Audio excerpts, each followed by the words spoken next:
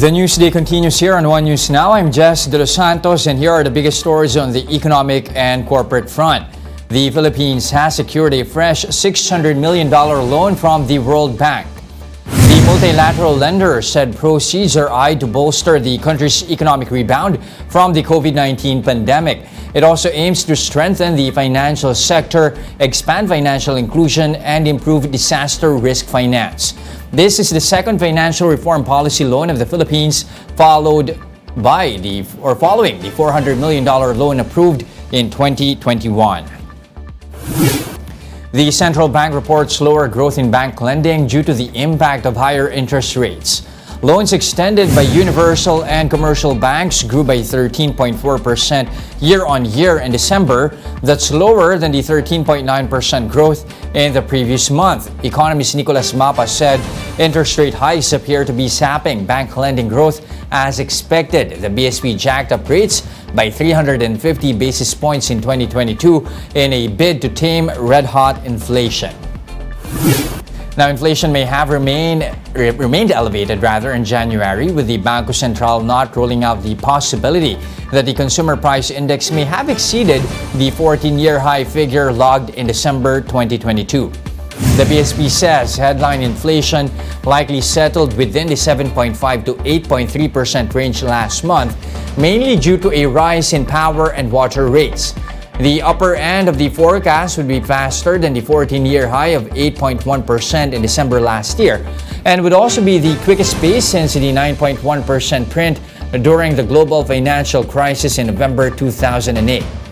Besides higher electricity and water rates, upward pressures for January include an uptick in the prices of key food items and petroleum products, according to the BSP. But the central bank noted that the reduction in LPG prices as well as a stronger peso may have contributed to easing price pressures. We'll be back with more stories after the break. Keep it here on One News.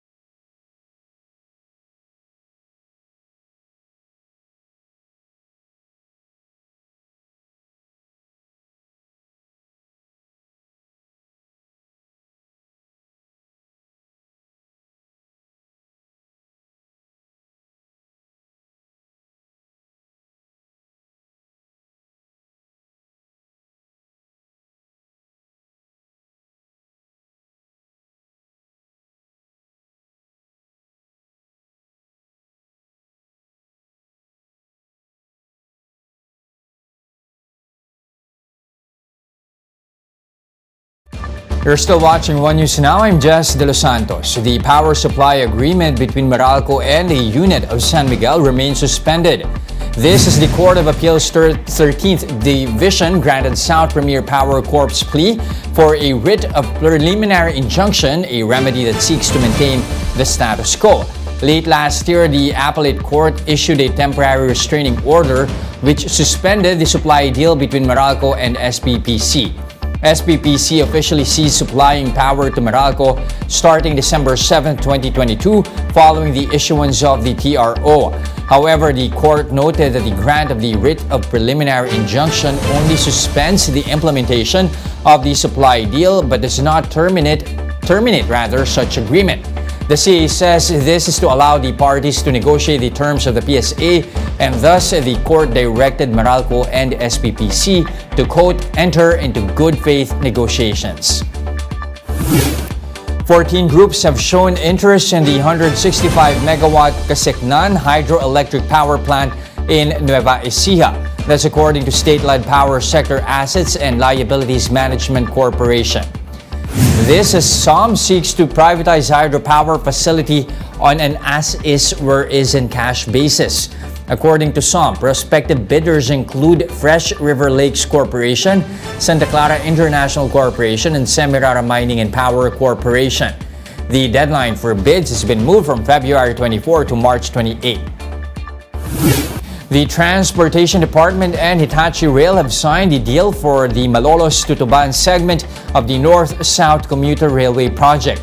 The two parties signed the electrical and mechanical systems and track works contract for the segment on Monday, January 30th. The Japanese embassy says Hitachi Rail Technology will help reduce the NSCR's energy footprint. The system also enables automatic activation of train functions like emergency braking in case of danger or if trains exceed the maximum line speed.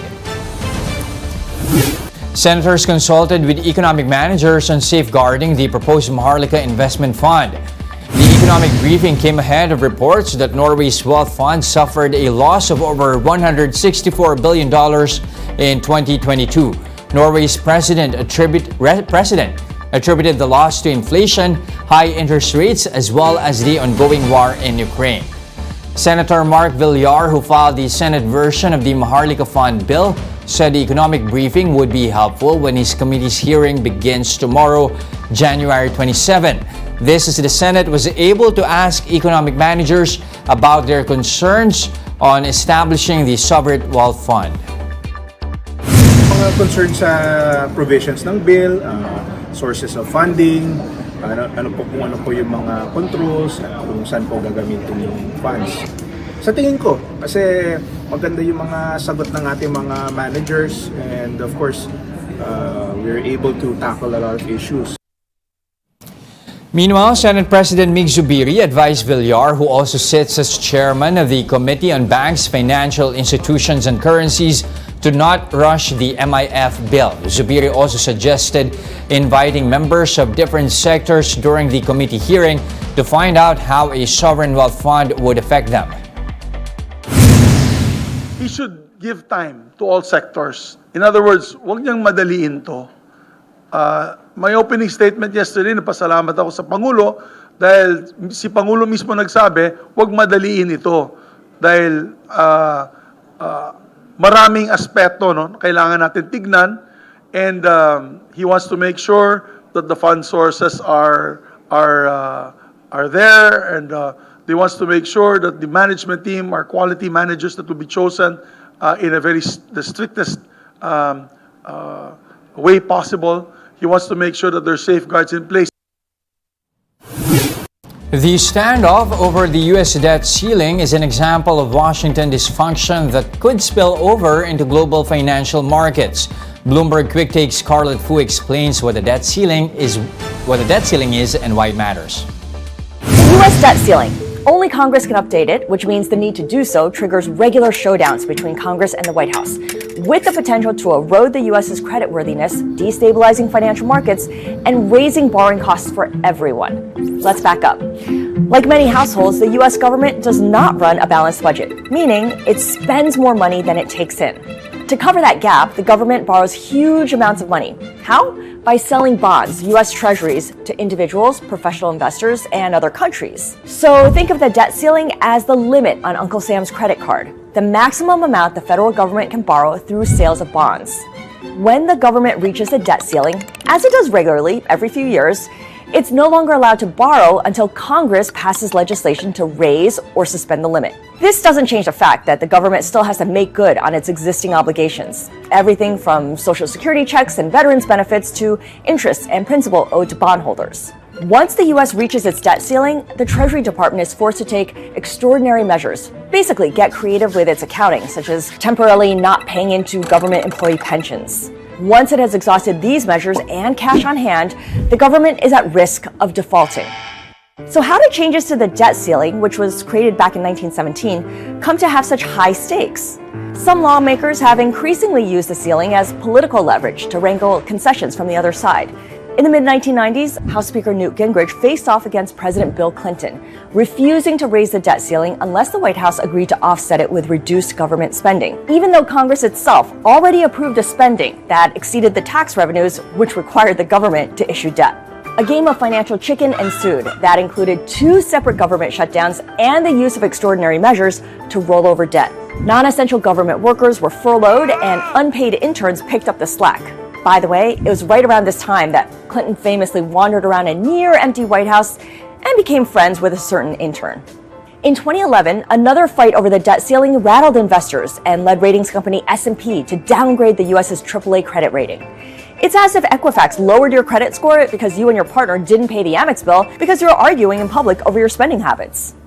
In 2013, the debt ceiling was used as a threat of economic disaster to achieve a political outcome. House Republicans wanted to starve Obamacare of funds. All of this matters to global financial markets because even the suggestion of Congress refusing to pay bondholders makes the U.S. government a less reliable borrower, one that may not resolve its IOUs. That could prompt investors in other countries to dump U.S. assets, including the dollar, jeopardizing its standing as the world's reserve currency and triggering a global financial crisis. For more updates, visit News 5, the Philippine Star, and Business World online. Visit our website, onenews.ph, for more in-depth analysis. You can also catch One News on the Signal Play app. Register for a free account now at www.signalplay.com and stream One News live anytime, anywhere. I'm Jess De Los Santos. Join us again at 2 p.m. We are One News, all sides, all the time.